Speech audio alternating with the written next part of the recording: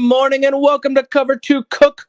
We're on episode 29. We're going to recap the Thursday night football, talk about the must-watch NCAA games coming up on Saturday with the rest of the NCAA and also our betting.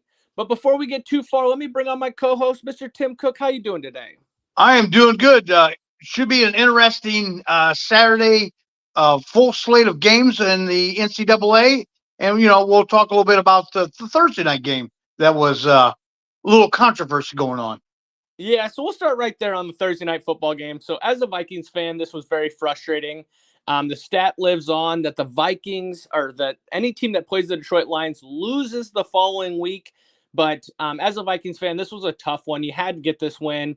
And unfortunately, I just don't know if it looks promising going forward. What do you think about this game?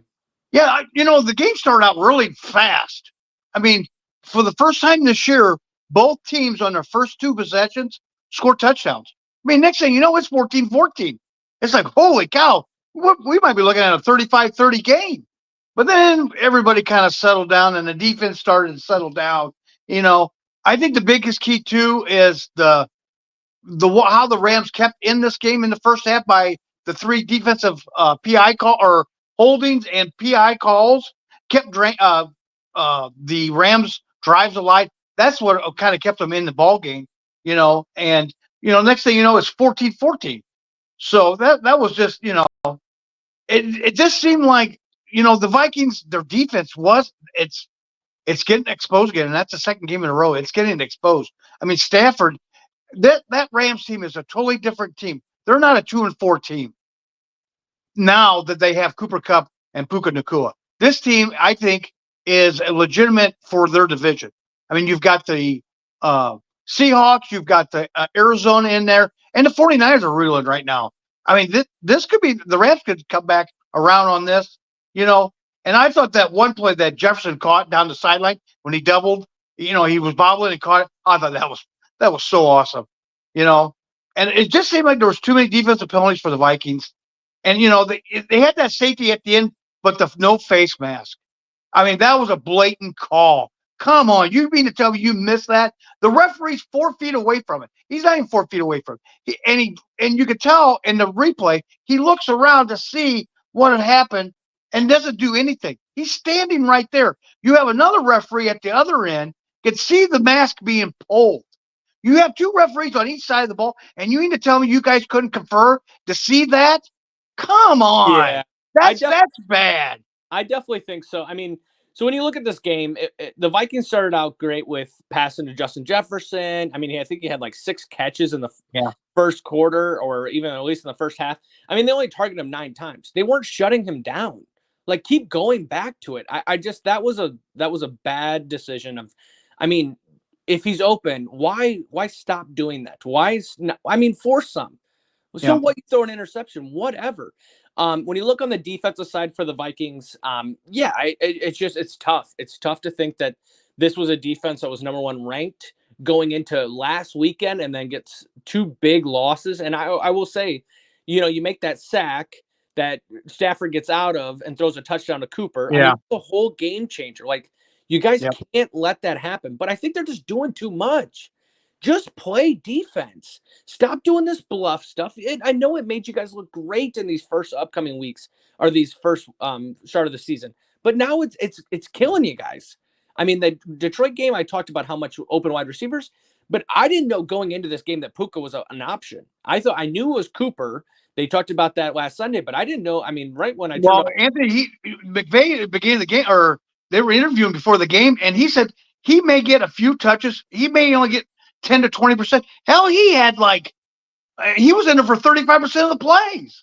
Yeah. So, that was not even that could have been a ploy by McVay too. Yeah, he had 7 catches for 106 yards. I mean, he almost had right. Jefferson's numbers, but I definitely agree. And the face, the face mask at the end, it's so ridiculous that it wasn't called, because for one, as a player, you're always told never show that you made a mistake. Right? Never say that you did it. And the player, after, I think it was Young, after he grabs the face mask, literally puts his hands on his head and like, oh man, dang it. And nothing called. That was ridiculous. Now, as a Vikings fan, Yeah, man, that would have been nice to have. Do I think the Vikings would have went down and drove on that one? I don't think so. You had 4 quarters to do stuff like that, and you didn't do it. I mean, yes, the first 2 drives, you guys make a great drive. You run the ball, you get Justin Jefferson open, but it's almost like they're playing. And they had both of them going, Anthony. Aaron Jones was getting 8-9 yards in them 2 opening drives. I mean, they were grounding and pounding and throwing the ball to Jefferson, even a little bit of Addison. But then they were on, and then it seemed like that after that 3rd drive, they just kind of went bloop. Yeah, so I think they went away from it. I know, and the biggest thing I would say too is like they're playing Darnold as if don't take any risk. Well, when you have Justin Jefferson, you can take risk. Yeah. It's okay to throw interceptions. I'm okay with us trying to get the ball down the field when we have a great run game to start it off, instead of just throwing these 5-yard, 10 yards. I don't give a shit about his completion rating. Now, I definitely agree on the Rams side. Stafford looked like a whole different quarterback. Kyron Williams is Kyron Williams. He's a great running back. Blake Corum had some great runs in there as well. Picked up a good pass block in this game. But, I mean, the Rams are obviously not who they are without, or I mean, with Cooper and Puka, they are a whole different team. And they haven't been able to show that yet this year. So getting the Vikings a little taste on it on a Thursday night after coming off a heartbreaking loss to Detroit, it sucks. I hope we get it back and going again. But I'll tell you right now, you guys can't lose these games because the NFC North is going to keep going up. Detroit's going nowhere. Chicago's going nowhere. And Green Bay's going nowhere. And I'll tell you right now, we're going to see how good Chicago is this weekend. And it might be a must-watch game with them playing Washington, because you're going to see how good these teams are. And you just had to win that game. It's frustrating. Not a way I wanted to start my football week, but at the same time, at least I don't have to watch them lose on Sunday then. And I want to say about this too is them losing Darrisaw is going to be a huge loss. Huge loss. He's out for the season. They've already said it. That's a huge loss at left tackle. Wow. And another thing too, one more thing I want to add to the, they have people in New York looking at every play in these games. You mean to tell me New York didn't see that and buzz down to the head referee or the referee and say, hey, you guys need to confer about, I don't know if they could do that, but they confer on every, when them referees get something wrong in every game, they buzz down to them and say, hey, that was not the, and I don't know if they can only buzz down on penalties or what, but I think New York should be able to step in and say, hey, man, you guys need to confer about this, what that play was, because we've seen something different. Yeah, that play was just too important or too late in the game to not have it being called for sure. I'm not going to put it on that. I will say I thought the referees the whole game were very shaky. I mean, I do think the Vikings' third downs blunders when they were causing penalties. One of them, I just didn't see it at all. And it's like you kept the drive alive. Yeah, even the announcer said that. So I just think it was bad. But, I mean, win the game. Don't put the game into the referee's hands. Yep, I agree. You have a great wide receiver at Justin Jefferson. Aaron Jones has looked great this year so far. Like, stop worrying about Sam Darnold's completion rating. Or maybe Sam Darnold isn't the guy. Like, I mean, if I'm Justin Jefferson, which you saw multiple times last night, throwing being pissed off, I would be too. Yep. I agree. I mean, it is not a 50-50 ball when Justin Jefferson's one-on-one. It's not. It's a 70-30. I don't care who the DB is. Throw it up. If he's double covered, then I think it's 50-50. And I want to say that might not be true because last year against the Lions, he caught a ball in the middle of 3 guys and caught another player on Buffalo where he caught it in middle of 3 other guys. Like, I'm just very frustrated, but it is what it is. But let's move to college football because this is what we want to talk about. We have a great slate of Saturday football. I get to watch my Vikings on Thursday, but then we get a big game on Saturday with my Notre Dame team. Notre Dame versus Navy, our first must-watch game. Both teams need this win because this will also help them in the playoffs. So what do you think about this game? Yeah, this is a neutral site game. One of them kind of, I don't know if this is a Shamrock game or not. It's a neutral site game at MetLife. Notre Dame has won the last 6 games by an average of 23.5 5 points per game. But this Navy team is very good. I mean, they're not 6-0 or 7-0 for nothing.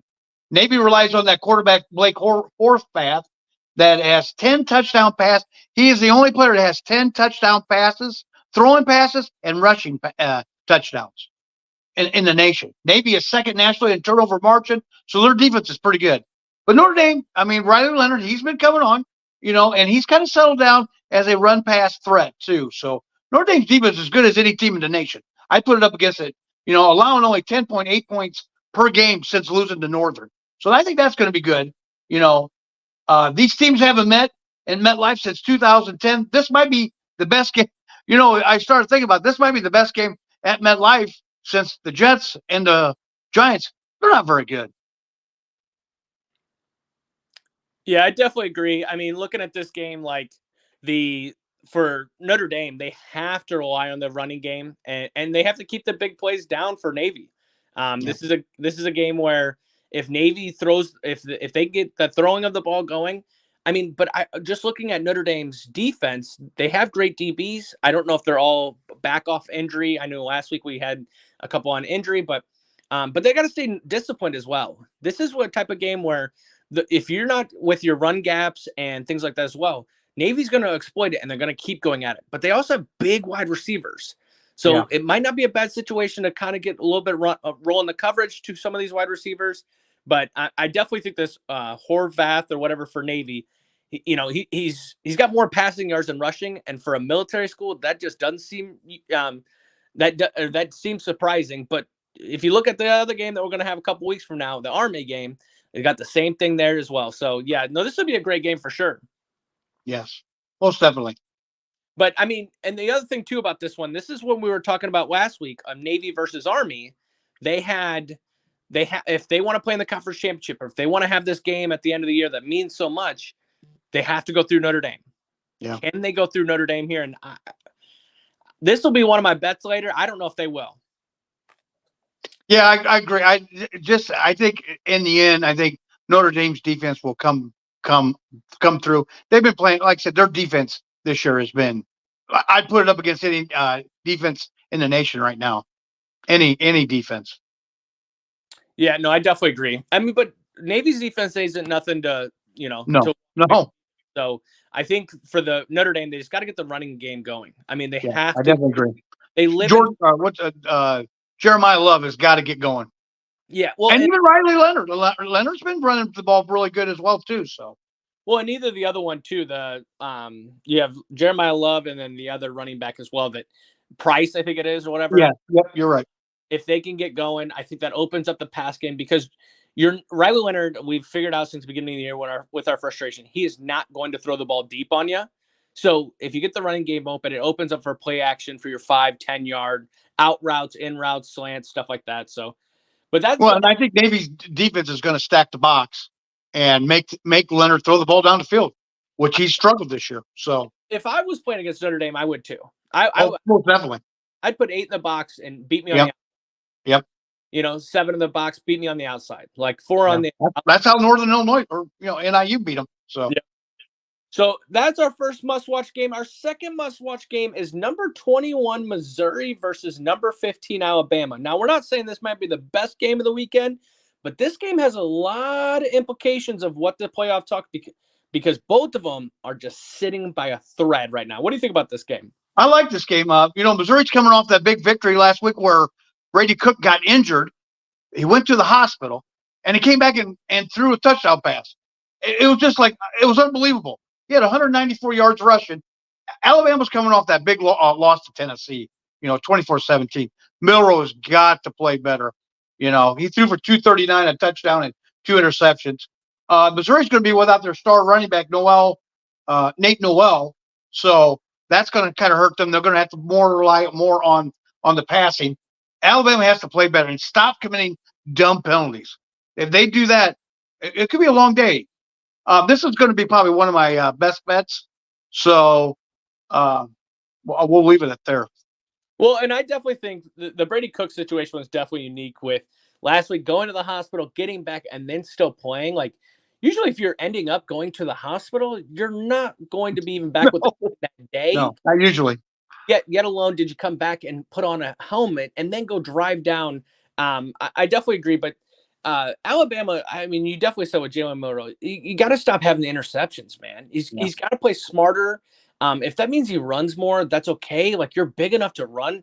He reminds me of like a Cam Newton, like his size and the way he can run the ball. Like, just take off running instead of forcing something, because I think Mizzou's defense can handle that. Now, do I think that Mizzou is even in the same stratosphere as Alabama? No. I mean, if Alabama puts it all together, they're way better. I mean, think about the Georgia game. But Alabama hasn't played that way since they played Georgia. And I think one way you get back into that is get Williams in different packages. Get that freshman in different packages. It's not just throwing the ball. Get him in the backfield a little bit. Get a little bit of a counter or a run outside. Get him more involved. Like, you have to start getting him more involved, because he's too good to just get 3 or 4 passes a game, 5 or 6 passes. Even if that's like the even they did shovel passes or stuff like that. Yeah. Some trickery.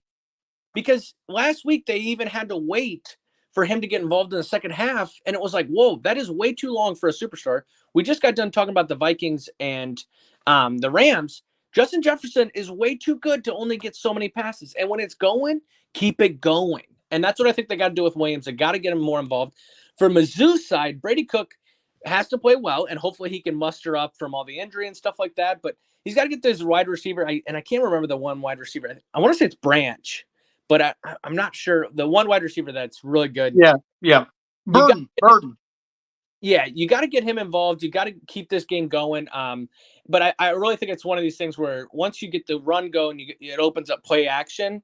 And I just don't know if Alabama's DBs or defense in general is what it's held up to be in the past. And so we'll see. I mean, I don't know if Mizzou plays close with this one. And if Mizzou loses, they're out. And I think they've been overranked all year. I think this is we'll jump on Sunday and do a podcast and be like, well, that was Michigan all over again.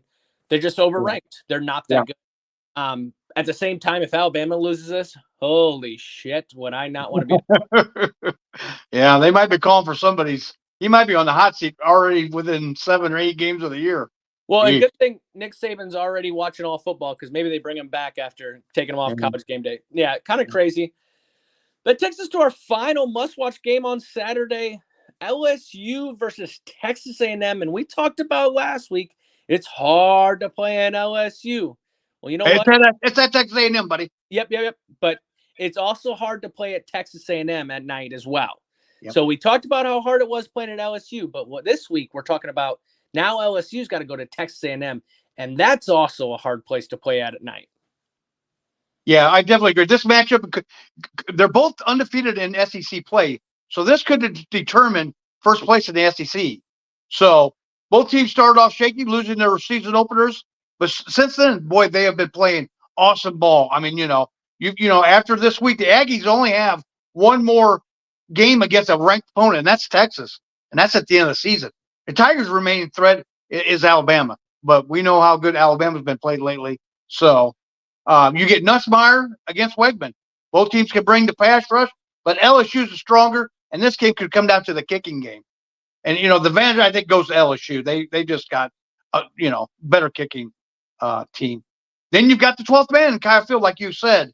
That place will be rocking. 107,000 screaming fans. Also, the Aggies have asked the fan base, kind of like at Penn State earlier in the year, wearing a whiteout. They're going to do a blackout for this primetime game. Also, the Aggies will be wearing new black unis.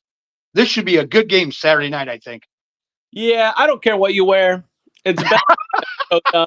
I just think LSU is way better talent. I think the Connor Wigman has been so hit or miss. I know he's had injuries this year and he sat out for so many games. But like, if you go back to when they played Notre Dame at home, which is what we're talking about, a night game, boom, boom, he didn't play great. So can he play great against this LSU defense that, I mean, don't get me wrong, I think Notre Dame's defense is better than LSU's defense, but they're not bad, right?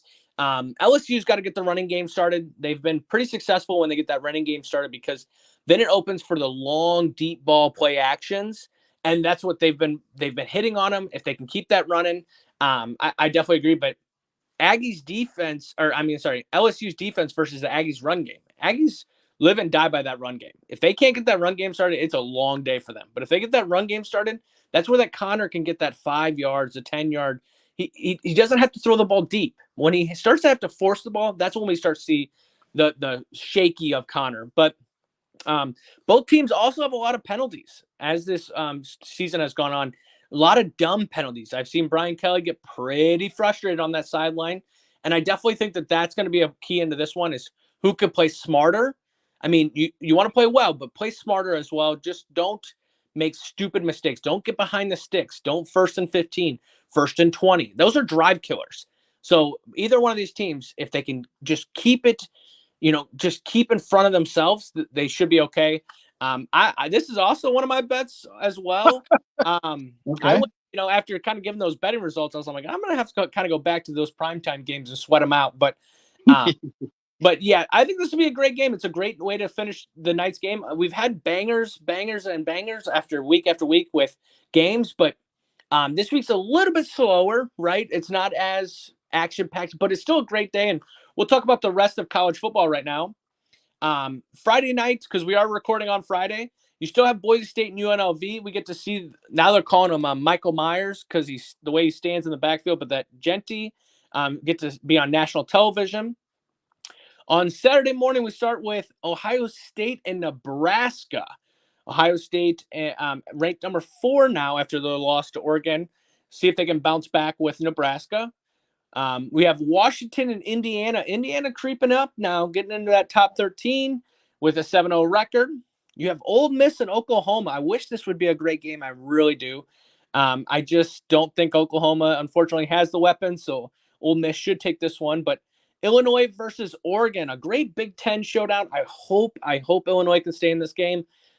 From watching that Oregon and Ohio State game, I don't know. I don't think so. You got number 11 BYU taking on UCF.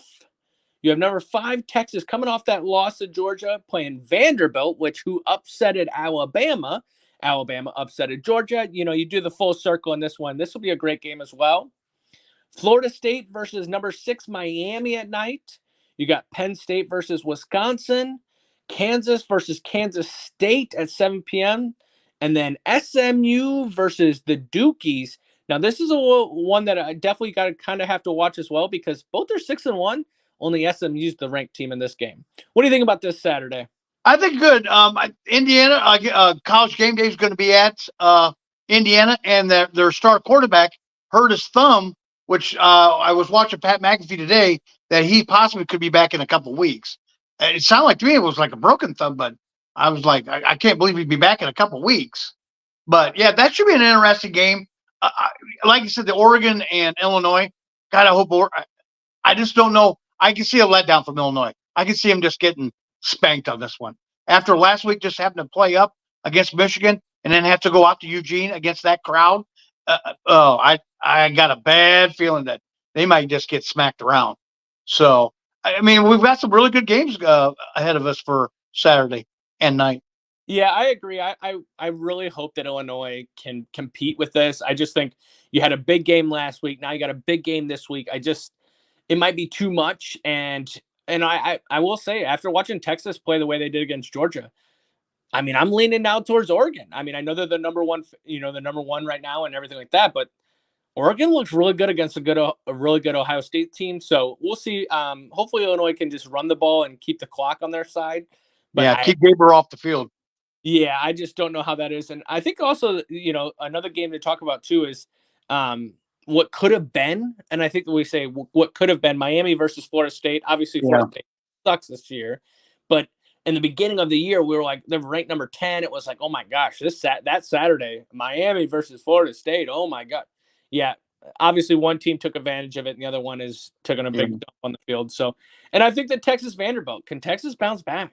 Can you bounce back? And you're bouncing back against a team that has been competitive every single week. They haven't won every week, but they've been competitive every week. I mean, they took down Alabama. Now we're kind of looking at that like, was Alabama who we think they are? But, they played Kentucky close. They played Ole Miss close. So can they compete with Texas? I mean, it's a 18-point spread. I think Vegas is thinking, this ain't going to be very close. But speaking of Texas, you were going to bring something up about Texas. And I heard during the week that Texas got a heck of a fine over the throwing the bottles and all that. They got a $250,000 fine. Also, in that not the same game, but earlier in the day against Tennessee and Alabama, They had $100,000 fine for the crowd storming the field. Did you know that there's been over $950,000 in fines in the SEC? The SEC says, okay, this is enough of this.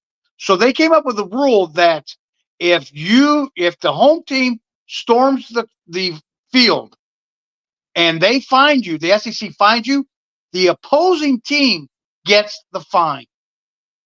So right now, Alabama is up $200,000 this year because the two games that happened to them, Tennessee and what was the other? Oh, Georgia. They stormed the field. So, it was another, but they are up $200,000 this year so far in the fines. I was kind of like, I didn't know. I figured the money went towards the SEC. It goes to the opposing team, which I think is a very good rule. I like that because the opposing team could get hurt by the crowd. And plus, then I think the SEC wants the university to be held accountable. That they want them to say, okay, enough. You get more security. Do what you got to do. I guess in one of the games this week, they're going to put up nets around the field so that the crowd cannot storm it. I don't know if it's the Vanderbilt, Tennessee. It's one of the key games this year or this week. They put up nets. I just thought that was so. How does that work? And they have to pay them in one lump sum. I mean, they have to pay them like the next week. The college does. So do they kind of give them like a golfing check, like one of them big checks, like on Happy Gilmore, where they sign it, or how they do that? I just kind of, but I just thought that was an awesome. I think they should still implement like on the bottle throwing deal. I still think they should get a 15-yard penalty for that. They still should implement during that game a penalty for it. They do in the NFL. They can. But you got to remember, we're in the new era of colleges also serving alcohol. Yeah, that's true. Right. That they never did as well. I mean, SEC is notorious for now being on that bandwagon, and now you're seeing this. I do like it. You're speaking of the second Alabama game. It's Vanderbilt that beat them. And yes. Vanderbilt stormed the field with that one. But yes, that's what it was. Yeah. You're taking a little bit away from like the greatness of college football. I do understand the security risk of this, opposing players. We've seen in the past when Notre Dame beat USC, one of the students went up to Caleb Williams and was talking. You don't want to see a player get hurt. I mean, we saw Caitlin Clark last year or 2 years ago, get hit when she got stormed off. I mean, it was kind of a flop, but you just don't want anyone to get hurt. But at the same time, but that's what makes college football special. When's the last time you saw NFL storm the field? Yeah. I mean, you just don't. Yeah. I know, but you just don't want to get because all you're gonna do is get one person hurt, and it'll be a star that'll get hurt too. And honestly, I know, you know what? Call me risky, but I'm waiting for that moment then, because you take it away. I like the pain the other team because it is. I mean, but we also saw. I think it was Vanderbilt and Alabama. When I was watching that game when Vanderbilt went to go knee. Alabama, like the officers went up to Jalen and were talking to him about how to get out of here. They already warned him that it was going to happen. I would have to imagine there is a procedure for that. I would assume. If I'm a home team and my Vanderbilt beats Alabama, that $100,000 fine ain't shit. No, they're making a ton of money anyways. So you know what? I'd wipe it with my ass and then hand it to Alabama because you know what? You probably paid us to come play and we beat you. You know what I mean? Like, I take a little bit away from college football, but it is interesting because if I'm thinking about it now, hey, Notre Dame, let's take 2024 off or 2025 off. Let's go get Texas and all them. They beat right. So we get what, a couple mil out of that thing. Right. But yes, so let's get on to betting. For your first bet this weekend, who do you got? Oh, I've got something out of the AAC. Tulane versus North Texas. Last year they combined for 63 points. North Texas is 9th nationally in scoring. Tulane's 13th. So we're looking to make possibly a high-scoring game. Both teams are 5-2. Tulane's got Darian Mishaw, and he's hit 80% of completions rate 3 times this year. North Texas has got Chandler Morris, and he's second in passing yards with 2,424 yards this year. Tulane has covered 5 of the last 7 against the spread, with North Texas 4-3 against the spread. You know what? Give me Tulane, and I'll give you the 7.5 points. Tulane and given the 7.5. To be honest with you, I had no clue about this game. I have nothing. Yeah, this is one of the games I went, you know what? I think I'm going to throw a bet out there on that. Well, for my first bet, I'm going to talk about must-watch games. Notre Dame versus Navy. On this game, I didn't like the point spread. It started at 12.5, I think, and then went to 13.5. And I don't like betting against your team, but I do like this game on the over and under. The over-under right now is at 50.5. That's wow. 25 each, kind of scoring about. Okay, Navy's defense is okay, but Notre Dame's been putting up points recently. They're getting a little bit more desperate with they last week against Georgia Tech, they were doing a field goal, a fake play on that one. They did a fake punt. They're getting a little desperate. Navy on the other side, all it takes is one play for them. And that's all that I can say is they throw deep balls. They have good plays. I'm taking the over 50. Wow. I think Notre Dame's defense is good, but maybe it's a little bit of the Minnesota Vikings in me. I just don't know if they can keep up this greatness for that long. They have a lot of injuries, too, that kind of make me a little bit nervous as well. Yeah, I think there could be some garbage points at the end, garbage time points. So that could make the total go up a little bit more. Well, I just got a feeling that they'll let up at the end. For both teams, it's a recruiting process. Yep. So both teams could be putting up garbage time, whether Notre Dame's up or Navy's up. They're going to try to keep putting it on because that's recruiting right there. Right. What do you got for your second bet? Missouri and Alabama. We talked already about Missouri coming off the big win. Brady Cook coming out of the hospital. Jalen Milroe has got to step up. This should be a good game. Alabama has covered the spread the last 4 games against AP ranked teams at home. Missouri has covered the spread in the last 4 games as dogs against top 15 AP ranked teams. I think Alabama gets right this week. I think they get at home and get off the schneid, and the defense is going to step up against Brady Cook. I mean, I think they're going to shut him down and shut that passing down. And without that Nate Noel, I think they don't have a chance. And so I think Alabama covers the 12.5 at home. I think at Bryant-Denny Stadium, I think that crowd is going to be – they're going to want to win. If they have a third loss in this, they're out of the playoffs. They have got to win. And I think they're going to win handily at home. And what did you say the point spread was? 12.5. 12.5. Okay, because I know on ESPN now it's at 17.5. So. Oh wow. For my second, I have LSU versus Texas A&M. Another must-watch game here. I just think LSU's got too many weapons. I think this is another night game where we talk about Brian Kelly.